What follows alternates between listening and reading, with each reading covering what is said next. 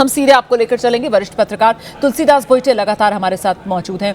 तुलसीदास भोइटे जी, यूं चले जाना अजीत पवार का, जिस बात का जिक्र अभी कुछ देर पहले आप भी कर रहे थे कि साहब न सिर्फ जो एनसीपी पार्टी है, न सिर्फ जो पवार परिवार है, बल्कि जो महाराष्ट्र सरकार है और खासतौर से मुख्यमंत्री देवेंद्र फडणवीस, तो वो हमने सुना कैसे देवेंद्र फडणवीस ने एक दिलदार और एक दमदार मित्र के तौर पर अजीत पवार को इस मौके पर याद किया। तुलसीदास भोइटे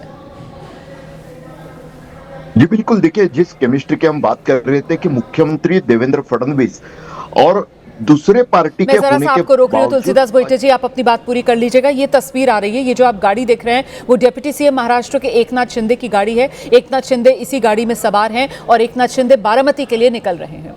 तो मुंबई से बारामती करीब 5 घंटा सड़क रास्ते से लगता है, लेकिन क्योंकि ये नेता हैं और ऐसे में इनके लिए रूट लग जाता है, तो जाहिर सी बात है आप ये मानकर चलिए कि 4 घंटे तक बारामती पहुंच जाएंगे एकनाथ शिंदे। तो अभी दोपहर का 12 बज रहा है, तो करीब 4 बजे तक मुख्यमंत्री, डिप्टी सीएम एकनाथ शिंदे, ये सभी लोग बारामती में होंगे।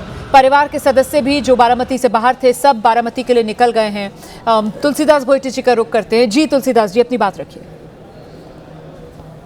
देखिए, आपने देवेंद्र जी के बात का जिक्र किया, सूबे के सीएम के, उनकी और अजित दादा की जो केमिस्ट्री थी वो काफी गजब केमिस्ट्री थी। पार्टी अलग थी, जबकि बीजेपी ने एनसीपी को तो काफी कटघरे में खड़ा कर दिया था, लेकिन इन दो नेताओं की जो जमती थी, जिस तरह से वो जानते थे कि देवेंद्र फडणवीस का जो विजन है उसको सूबे के सीएम के तौर पर वो जो बताते हैं उसे मुझे डिप्टी सीएम के तौर पे आगे लाके जाना है। देखिए, स्थानीय चुनाव में एक दूसरे की पार्टियों पर निशाना साधना अलग बात है, लेकिन सरकार में बैठने के बाद किसी भी तरह से अजित पवार सिर्फ देवेंद्र फडणवीस नहीं, उनके पहले उद्धव ठाकरे के साथ उन्होंने काम किया हुआ है। उनके बारे में भी कभी ये शिकायत नहीं सुनाई दी कि अजित पवार उद्धव ठाकरे के उनके काम के स्टाइल के बारे में या किसी फैसले के बारे में पब्लिक में कुछ बोलते दिखाई दी।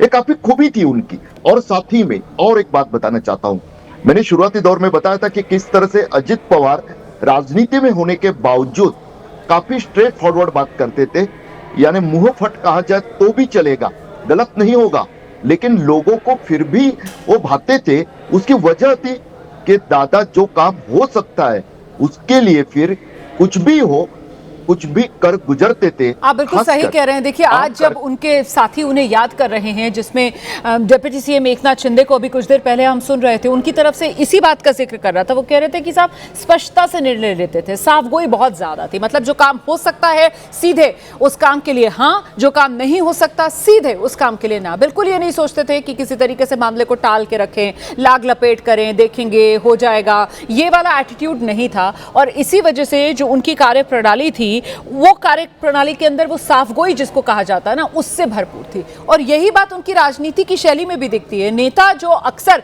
अपनी राजनीतिक महत्वाकांक्षा को लेकर कुछ शर्माते से हैं, कुछ हिचकते से हैं, ऐसा बिल्कुल अजीत पवार के साथ नहीं था। तुलसीदास भोइटे जी, मतलब कितने मंचों पर सार्वजनिक तौर पर भी इसको खुले अंदाज में रखने में उनमें कोई हिचक नहीं थी कि हाँ, वो सीएम इन वेटिंग हैं, वो मुख्यमंत्री बनना चाहते हैं महाराष्ट्र सूबे के। तुलसीदास भोइटे जी बिल्कुल, लेकिन देखिए और एक फर्क बताना चाहूंगा मैं, उनकी मैच्योरिटी की बात करूंगा मैं, कि देखिए ना कि जब सीएम से डिप्टी सीएम एकनाथ शिंदे बन गए तो एक प्रेस कॉन्फ्रेंस मुझे याद आती है जिसमें दोनों डिप्टी देवेंद्र फडणवीस जी के अगल बगल में बैठे। उस समय देवेंद्र फडणवीस जब बात कर रहे थे तो एकनाथ शिंदे भी बात करना चाहते थे, कई बार दिखाई देता था शुरुआती दौर में, क्योंकि उनके मन से वो बात गई नहीं थी। लेकिन अजित पवार ने मजाकिया अंदाज में उनको समझाया, देखिए मैंने तो मान लिया है कि मैं डीसीएम हूं, अभी आपको भी मानना होगा।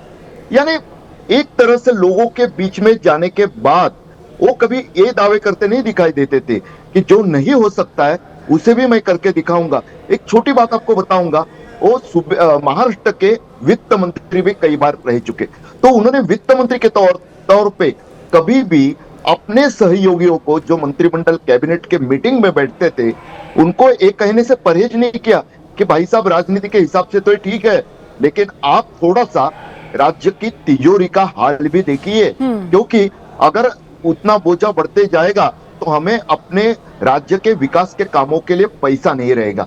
हालांकि देखिए, वापस मैं उस केमिस्ट्री की ओर बढ़ता हूं। हालांकि जब भी मुख्यमंत्री के तौर पे फडणवीस जी उनको बताते कि ये बड़ा प्रोजेक्ट हम करने जा रहे हैं, तो उसके लिए किसी भी तरह से धन आपूर्ति करने में उन्होंने कभी कोई आनाकानी नहीं की। यह भी सच है। हालांकि एक तो है कि देखिए, जब पार्टी पॉलिटिक्स होता है तो अपने पार्टी के विधायकों को या नेताओं को फंड की आपूर्ति में जरा ज्यादा स्पीड दिखाना, इतना फर्क अदायगी तो पार्टी के प्रति वो करते ही थे और उस वजह से कई बार निशाने पे भी आ जाते थे। बिल्कुल, मैं लेकिन लौटूंगी आपके पास तुलसीदास बोईटे जी।